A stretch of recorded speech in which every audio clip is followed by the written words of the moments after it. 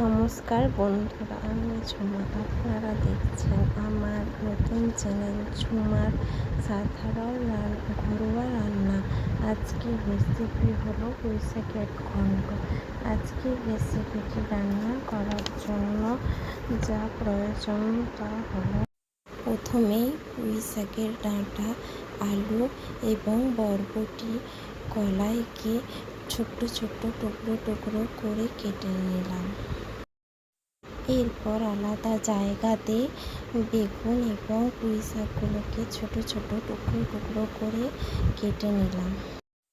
এরপর কেটে রাখা আলু, বরবটি এবং পুঁইশাকের ডাঁটাগুলোকে ভালো করে জল দিয়ে ধুয়ে নিলাম এবং তার সাথে বেগুন এবং শাকগুলোকেও ভালো করে জল দিয়ে এরপর লঙ্কা কুচি, টমেটো, আদা, রসুন আর পেঁয়াজকে ভালো করে কেটে নিলাম। এরপর আদা এবং রসুনকে ভালো করে শিলে বেটে নিলাম। এরপর কড়াকে গরম করে তাতে তেল দিয়ে তেলের মধ্যে একটা লঙ্কাকে ফোড়ন হিসেবে দিলাম, তেজপাতা এবং পাঁচফোড়ন দিয়ে তেলে ভালো করে ভেজে নিলাম। তেলে লঙ্কা, পাঁচফোড়ন, তেজপাতা ভাজা হয়ে গেলে ওর মধ্যে কিছু পেঁয়াজ কুচি দিয়ে দিলাম, দিয়ে পেঁয়াজটাকে ভাজতে থাকলাম। পেঁয়াজ ভাজা হয়ে গেলে ওর মধ্যে কিছু আদা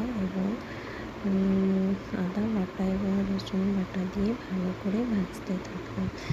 ভালো করে ভাজা হয়ে গেলে ওর মধ্যে কেটে রাখা আলু, বরবটি এবং পুঁই ডাঁটা, আলু এবং বরবটি দিয়ে দিলাম। বরবটির উপরে কিছু মশলা, হলুদ গুঁড়া, লঙ্কা গুঁড়ো, জিরে গুঁড়ো দিয়ে পরিমাণ মতো লবণ দিয়ে মশলাগুলোকে ভালো করে কষতে থাকলাম। এরপর কিছুক্ষণ চাপা দিয়ে আবার কষতে থাকলাম। কষা হয়ে গেলে তাতে জলটাকে ভালো করে কড়াইতে কিছুক্ষণ ধরে ফোটাতে থাকলাম যতক্ষণ না আলু ডাঁটা সিদ্ধ হয়। ঢাকনা দিয়ে জলটা কিছুক্ষণ ফোটানোর পরে বেগুন এবং শাক কড়াইয়ের মধ্যে দিয়ে দিলাম এবং বেগুন এবং শাকগুলোকে কিছুক্ষণ নাড়াচাড়া করে সবজির সাথে এবং মশলার সাথে পুরোটা মিশিয়ে নিই। মেশানো হয়ে গেলে কিছু চিনি দিয়ে দিলাম যাতে শাকটা অল্প একটু মিষ্টি হয়। যাদের মিষ্টি খেতে ভালো লাগে তারা মিষ্টি দেবেন, যাদের ভালো লাগে না তারা মিষ্টি না দিতে পারে। চিনি দেওয়ার পর সেটাকে কিছু একটা জিনিস নিয়ে আলু, শাক সব কিছু একসাথে মিক্সড করে দিলাম। চিনিটাও ভালো করে মিক্সড হয়ে যাবে।